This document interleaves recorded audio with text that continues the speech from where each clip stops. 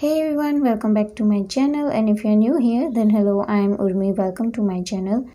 आज के वीडियो में हम कंसीलर्स के बारे में बात करेंगे। कंसीलर फाउंडेशन का थिक फॉर्म है जिसे हम dark circles, age spots, pigmentation, blemishes ये सब हाइड करने के लिए यूज़ करते हैं। Now there are 3 types of concealer: liquid concealers, cream concealers and pencil concealers. आज के वीडियो में हम सिर्फ लिक्विड कंसीलर्स के बारे में ही बात करेंगे क्योंकि अगर आप बिगिनर हो तो लिक्विड कंसीलर्स से स्टार्ट करना आपके लिए इजी रहता है और वैसे भी मैक्सिमम लोग लिक्विड कंसीलर्स ही यूज़ करते हैं। कंसीलर्स को हम अलग अलग पर्पसेस के लिए यूज़ कर सकते हैं। Number 1, to colour correct our face. Concealer से कैसे कलर करेक्ट करना है इसके ऊपर मैंने ऑलरेडी एक वीडियो बनाई है जिसकी लिंक मैं यहाँ पे और नीचे डिस्क्रिप्शन में दे दूँगी, तो आप वहाँ से देख सकते हैं। Number 2, to brighten under eye. Under eyes को ब्राइटन करने के लिए इसके लिए आपको अपनी स्किन से 1 से 2 शेड लाइटर कंसीलर यूज़ करना है और ये स्टेप आपको कलर करेक्शन करने के बाद ही करना है। बिना कलर करेक्शन किए अगर आपने लाइटर कंसीलर यूज़ किया तो वो ग्रेइश लगेगा। Keep one thing in a mind that less is more.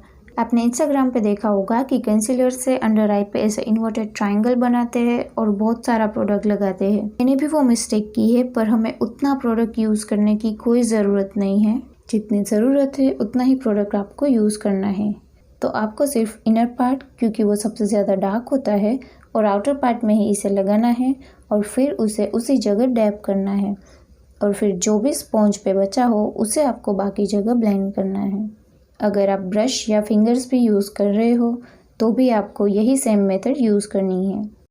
And remember, आपकी आइज़ के अराउंड की जो स्किन है वो बहुत ही पतली होती है, तो आपको उसे पुल नहीं करना है और ज़्यादा प्रेशर अप्लाई नहीं करना है, अदरवाइज़ आपको रिंकल्स आ जाएगी।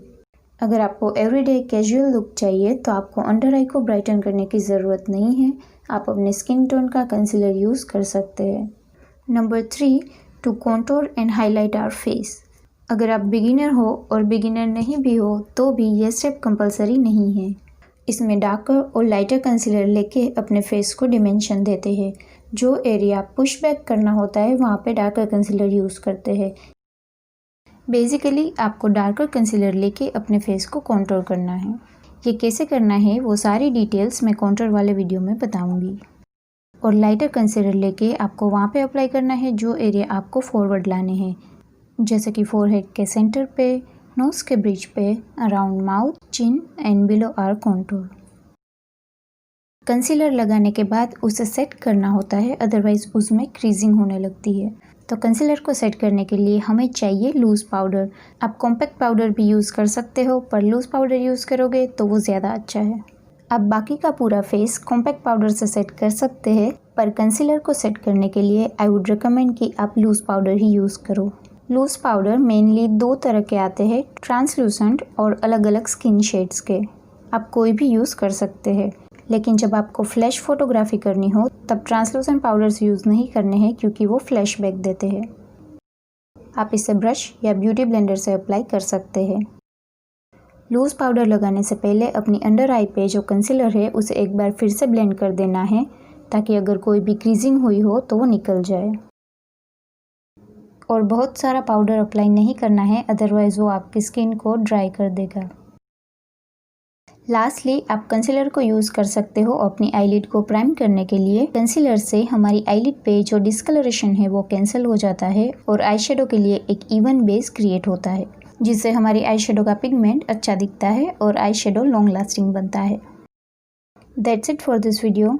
आई होप ये इन्फॉर्मेशन आपको हेल्पफुल लगी हो, और अगर वीडियो पसंद आया हो तो वीडियो को लाइक कर देना, कमेंट कर देना और शेयर कर देना। I will see you next time. Till then bye.